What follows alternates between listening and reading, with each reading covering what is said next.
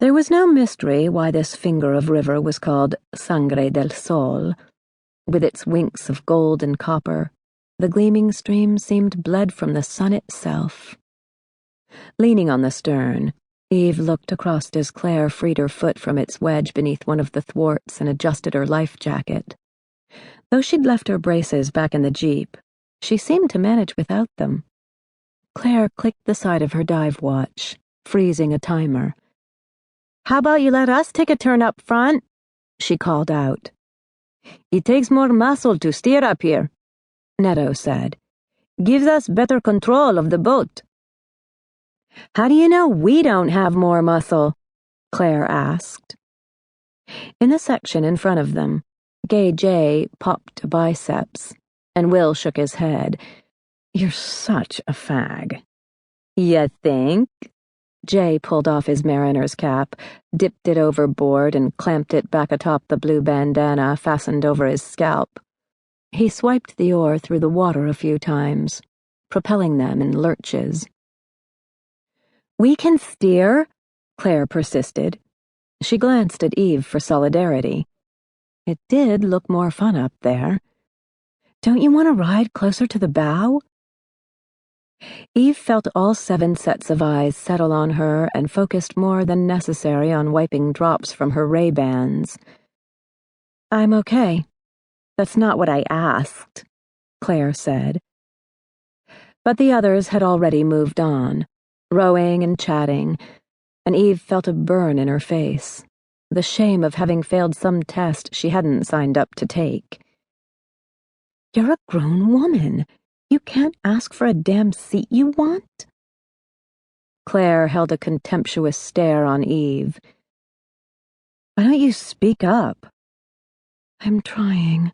"I do," Eve said. Her face still hot, she considered herself with frustration. When had her voice, her real voice, maddeningly faded?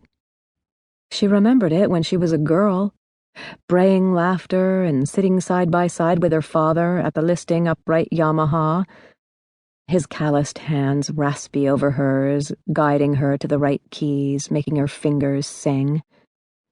And when she was a teenager, sticky with sweat on the soccer field, stretching or running bleachers with her teammates, chatty and uncensored, sharing wisps of gossip, half-formed theories on boys, lurid rock song lyrics, her mouth barely pausing to catch a breath.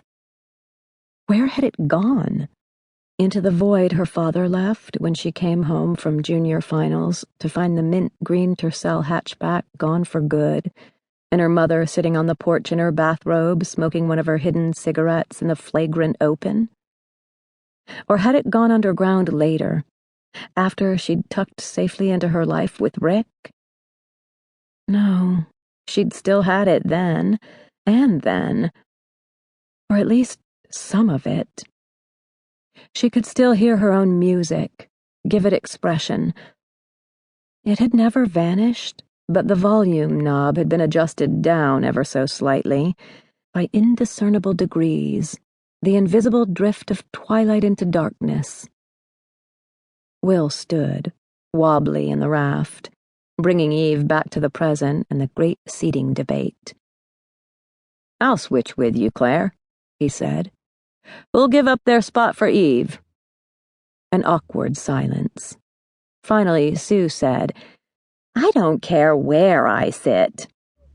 "The only thing worse than a controlling person," Claire said, just loud enough to be overheard, "is a controlling person pretending to be flexible."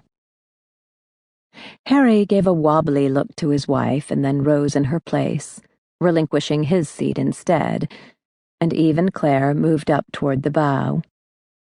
Lulu rode in the very front with Neto, displaying skill controlling the raft. Her hair was taken up in a ponytail, revealing a Carpe Diem tattoo across the base of her neck. Clearly, she was more than the princess Eve had first pegged her for. The shoreline scrolled by, buttress roots that would dwarf a human, elephant ear.